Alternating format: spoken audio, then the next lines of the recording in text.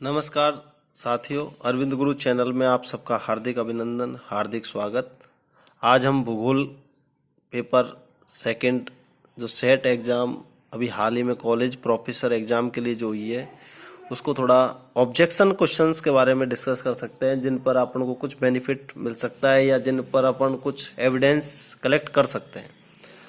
तो सबसे पहले जो साथी हैं जो अरविंद गुरु चैनल पे इसको देख रहे हैं, तो उन सबसे रिक्वेस्ट है कि आप ही का छोटा भाई हूँ, तो आप इसको ज़्यादा से ज़्यादा इस चैनल को शेयर करें, सब्सक्राइब करें और बेल आइकन को प्रेस करें। तो आज की हम चर्चा करते हैं जो हम क्वेश्चन जिन पर हम ऑब्जेक्शन ला सकते हैं, जो हमारी थोड़ी सी मेहनत से हम इसको पॉजिटिव कर सकते हैं। क्वेश्चन नंबर जो 52 है इस पेपर में, किस प्रजाति की औसत कपालीय क्षमता 1300 घन सेंटीमीटर है।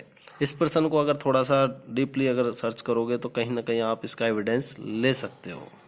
सेकंड क्वेश्चन जो ये प्रवाल भित्ति वाला है, इसमें अक्षांश देशांतर वाला, इसमें 30 भी 25 भी अलग अलग जो बता रहे हैं, तो यहाँ भी ये क्वेश्चन आपको बेनिफिट दे सकता है, तो आप इस प्रश्न को भी आप थोड़ा सा फोकस करें। एक जो अगला क्वेश्चन आपको ये कोटि आकार नियम का जो प्रथम विचारक है, इसके बारे में भी आप बेनिफिट ले सकते हो। एक यहाँ पर जो दूसरा, which one of the following statement is not correct with respect to dependency theory, तो इसके बारे में भी आप यहाँ से बेनिफिट ले सकते हो। अगला जो आपका क्वेश्चन हो सकता है वो हो सकता है कौन सी नदी महाबलेश्वर महाराष्ट्र के पास से निकलती है, तो यहाँ पर जो आपका आंसर माना गया है वो नर्मदा माना गया है। तो नर्मदा जब माना गया है आंसर, तो यहाँ पर जो बोथ बी और सी, कृष्णा और नर्मदा भी आंसर इसका हो सकता है, क्योंकि कृष्णा भी महाबलेश्वर के निकलती है। तो आप इसका जो डी आंसर है या इस क्वेश्चन को डिलीट है, इस तरह का काम आप इसमें हो सकता है। एक यहाँ पर जो ये भौतिक भूगोल की व्याख्या करने वाले पहले भूगोलवेता कौन थे, इस पर देखो। ये भौतिक भूगोल के बारे में जो कंसेप्ट है, रिचर्ड पीट से पहले भी एक हुए भूगोलवेता, उन्होंने इससे पहले ही अगर आप यूट्यूब सर्च करोगे तो वहां पर आपको इनका नाम मिलेगा, वो इनसे पहले हुए थे। तो यहाँ पर भौतिक भूगोल में बाद में आए रिचर्ड पीट और हार्वे, उनसे पहले भी है, तो आप इस क्वेश्चन को भी आप आराम से ले सकते हो। और एक ये थोड़ी जो महाद्वीपीय प्रभाव परिकल्पना के बारे में पहला विचार किसने प्रस्तुत किया था, इसमें स्नाइडर माना है। तो अगर आप 11th 12th की भूगोल की किताब उठाकर देखोगे तो वहां पर महाद्वीपीय प्रवाह परिकल्पना के बारे में स्नाइडर से पहले भी एक साइंटिस्ट हैं जिनका विचार है, तो उनके विचार से भी जो इससे पहले आए हैं उनके द्वारा भी आप निश्चित रूप से, जो स्नाइडर से पहले आए हुए हैं, तो इसके लिए आप उनका भी आप देख सकते हो। 11th और 12th की जो भूगोल की किताब है राजस्थान भूगोल की, उसमें दिया गया है जिक्र, तो आप वहां से इसके बारे में ले सकते हो। एक ये जो धन आय शहरी आबादी या सामान आबादी में असमानता वितरण का पता लगाने के लिए किस वक्र का उपयोग किया जाता है, इसमें गिनी का गुणांक, लॉरेंज वक्र, ये दोनों में से आप इस प्रश्न को आराम से थोड़ा सेपरेट कर सकते हो, क्योंकि मैं चाह रहा हूँ ज़्यादा से ज़्यादा या डिलीट कराओ या आंसर चेंज कराओ, जिससे कि कोई बच्चा रह रहा हो बेचारा, तो वो निश्चित रूप से फायदा ले सकता है। एक अगला जो है सामुदायिक विकास कार्यक्रम मुख्य रूप से सुचारू किया गया था, तो इसमें जो ए और डी ऑप्शन जो आ रहे हैं, तो ये जो आंसर है ए और डी, इसमें ये दोनों हो सकते हैं, यह क्वेश्चन भी जा सकता है। तो देखो थोड़ा सा ध्यान दें इस पे, आपके फायदा है। और अगला जो एक क्वेश्चन जो आरपी मिश्रा का जो भारत को बड़े क्षेत्रों में बांटा गया है, इसमें 13 और 35 के बारे में दिया गया है खुल्लर की किताब के अंदर, परंतु यहाँ पर ये 13 36 मान रहे हैं, तो इस तरह से दोनों विवाद की स्थिति है। ये पहले आरपीसी में आया हुआ क्वेश्चन भी है, तो यहाँ पर आरपीसी ने 36 माना था पहले, अब 35 जब बुक बोल रही है ऑथेंटिक, तो इसको वो भी मना नहीं कर सकते, तो उस मिस्टेक को हो सकता है वो सुधारे, इस क्वेश्चन को डिलीट करे, तो आप इसको कर सकते हो। एक थोड़ा सा मुझे कंफ्यूजन वाला जो लगा था, आपको अपने हिसाब से देख लें, पर मुझे जो लगा मैं वो डिस्कस कर रहा हूँ, आप अपने हिसाब से, क्योंकि सब विद्वान हो। तो यहाँ पर देखो एक ग्राफ जिसमें औसत मासिक तापमान को मासिक वर्षा के विरुद्ध आलेखित किया जाता है? तो यहाँ पर जो आंसर है वो हाइथरग्राफी होगा। बट यहाँ पर एक मिस्टेक हो रही है। अगर इस क्वेश्चन को आप देखोगे थोड़ा सा, तो मीन मंथली टेम्परेचर यानी औसत मासिक तापमान को जो मीन मंथली जो रेनफॉल होता है उसके सापेक्ष में बनाया जाता है, परंतु यहाँ पर जो ग्राफ बन रहा है वो औसत मासिक तापमान और मासिक वर्षा के बीच में बन रहा है। तो यहाँ जो वर्षा है उसके आगे देखो मीन शब्द का प्रयोग नहीं है, तो ये ग्राफ इन दोनों के इस तरह से बनता नहीं है। तो देख लेना आप इसको भी अपने हिसाब से, क्योंकि सब विद्वान हैं। अगर आपको किसी को भी एक का भी फायदा मिलता है तो अच्छी बात है, इससे ज़्यादा क्या बेनिफिट होगा। एक ये जलोढ़ पंख कौन से क्षेत्रों में बनते हैं? ये जलोढ़ पंख जो गिरिपाद फुट हिल्स में बने हुए हैं, बड़े राइटर यही बोल रहे हैं। परंतु जो कक्षा 11 और 12 की जो किताब है उसको अगर आप पढ़ोगे तो उसमें बाढ़ का मैदान, फुड प्लेन इसका आंसर है। आप देखो उसकी जो पीछे को जो वोकेबुलरी दी गई है, भूगोल की किताब है कक्षा 11-12 की राजस्थान बोर्ड की, उसके अंदर पीछे जो शब्द होते हैं जिनका, तो वहां पर आप इसके बारे में पढ़ सकते हो। वहां पर लिखा हुआ है जलोढ़ पंख, तो वहां पर कहीं भी फुट हिल्स का जिक्र नहीं है, तो आप इसको देख सकते हो, ऑब्जेक्शन लगा सकते हो। एक अगला क्वेश्चन, निम्न में कौन सी आकृति तब बनती जब चूना पत्थर की गुफा की छत गिर जाती है? तो डोलाइन। ये भी डोलाइन का जो क्वेश्चन है ये खुल्लर की किताब में भी है और कक्षा 11-12 की किताब में भी मिल जाएगा भूगोल में। जो राजस्थान भूगोल की किताब है उससे आप इस क्वेश्चन को ले सकते हो।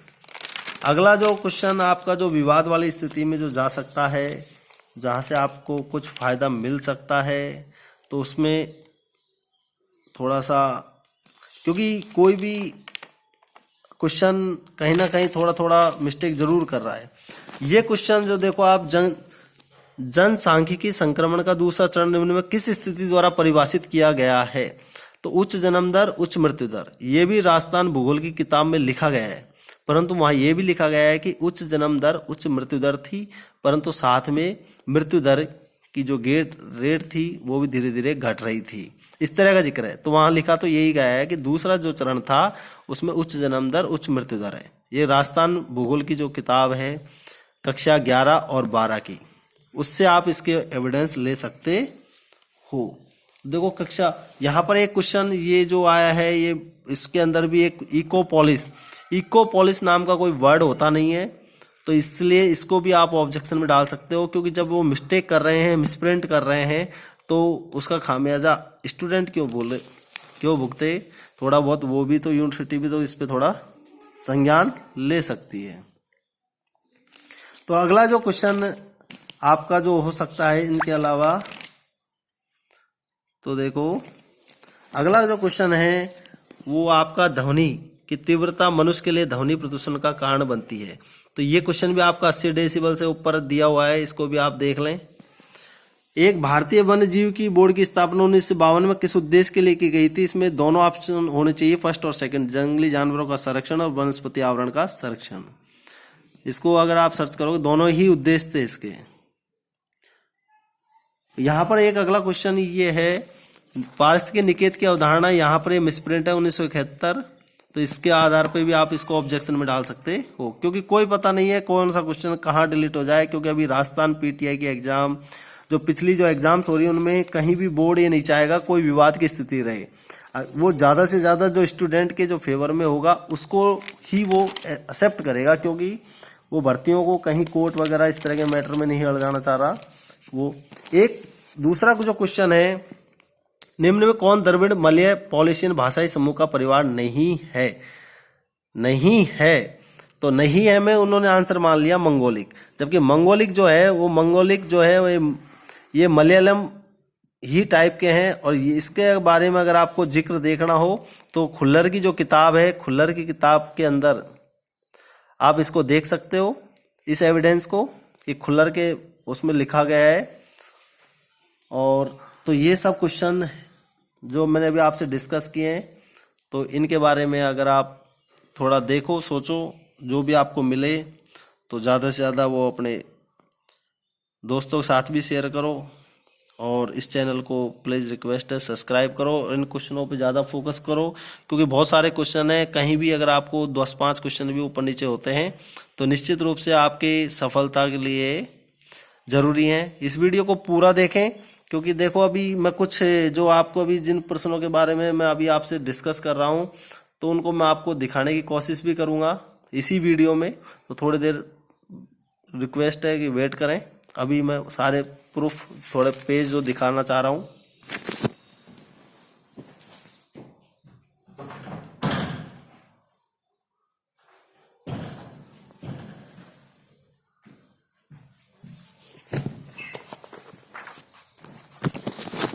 देखो एक क्वेश्चन जो चल रहा था, जिसकी मैं बात कर रहा था, हाँ ये मानववादी जो भूगोल थी, इसमें गोलक ने ऐतिहासिक भूगोल में प्रत्यक्षवाद के विरोध में आदर्शवादी विधि अपनाने का आग्रह किया। तो गोलेक, तुहान, क्रिक, ये जो मानववाद है, तो ये क्वेश्चन जो आपके आया हुआ था, तो देखो थोड़ा सा मुझे लगा था, अब आप अपने हिसाब से इसको भी देख लो। ये क्वेश्चन मैंने अभी डिस्कस भी नहीं किया है शायद। यहाँ पर सब अपने अपने हिसाब से अलग अलग बता के चल रहे हैं, क्योंकि जिसके हाथ में जैसा आ रहा है वैसा ही बता रहा है। परंतु भाई ज़्यादा से ज़्यादा जो लगाओ, किसी को फ़ायदा मिल जाए तो अच्छी बात है। ये बात चल रही थी भौतिक भूगोल की व्याख्या करने वाले पहले भूगोल वक्ता कौन थे? जे रिचर्ड पिट। तो जे रिचर्ड पिट जो थे, तो ये इसमें है, परंतु जो जिसको मैं बता रहा हूँ कि पिट से पहले भी जो अलग साइंटिस्ट हुए हैं जिन्होंने भौतिक मौलिक भूगोल के बारे में, हाँ सिद्धांत इन्होंने जरूर दिया है।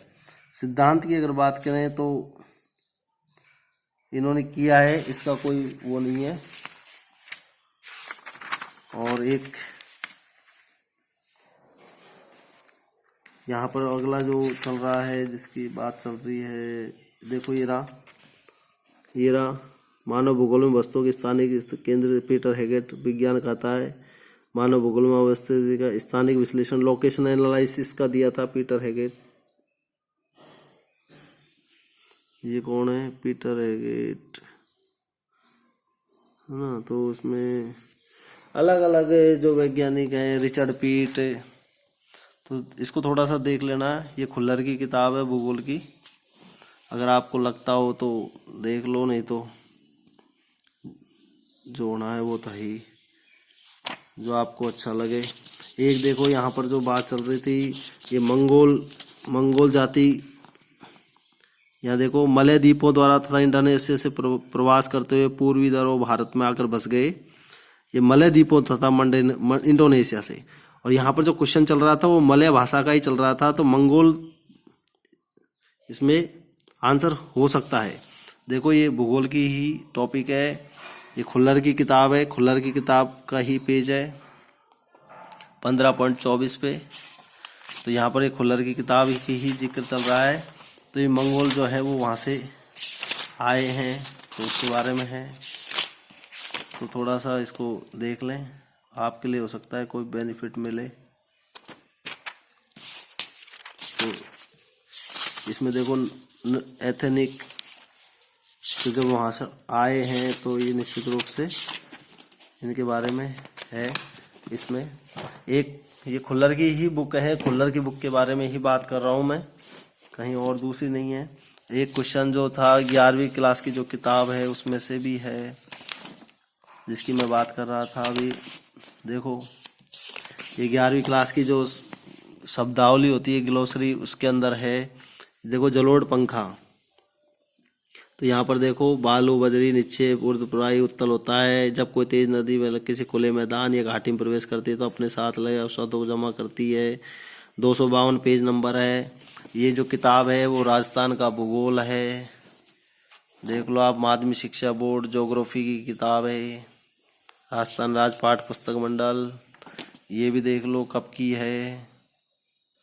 तो ये किताब है, इसी किताब से क्वेश्चन है, तो आप इससे भी कुछ क्वेश्चंस हैं जिनको आप लगा सकते हो। जो मुझे एक बात कर रहा था मैं, प्लेट टेक्टोनिक। देखो वीडियो थोड़ा सा बड़ा हो सकता है भाइयों, परंतु कोशिश की जा रही है कि कुछ आपके काम के लिए मिल जाए। तो देखो, ये देखो, महाद्वीपीय विस्थापन शोध थ्योरी, यद्यपि महाद्वीप विस्थापन 1620 में फ्रांसिस बेकन, विचार 1885 में स्नाइडर, 1910 में एफ जी टेलर ने प्रस्तुत किया था, परंतु इसका प्रतिपादन जर्मन वेगनर ने किया था। वेगनर एक जलवायु वेत्ता थे। देखो साफ लिखा हुआ है, इसको आप पढ़ सकते हो। इस वीडियो को पूरा देखें और अपने दोस्तों के साथ शेयर करें। कक्षा 11 की ही बुक में है ये चीज़, तो निश्चित रूप से आपको कहीं ना कहीं बेनिफिट ज़रूर मिलेगा, परंतु आपको इसके लिए थोड़ा सा मेहनत तो करनी ही पड़ेगी। आपको ऑब्जेक्शन लगाना पड़ेगा, क्योंकि विदाउट ऑब्जेक्शन तो कोई मानेगा नहीं। यहाँ पर देखो, कक्षा 12 की एक बुक है, कक्षा 12 की बुक में भी वही सर्च कर रहा हूँ मैं, एक मिल नहीं रहा है। इसमें भी एक टॉपिक है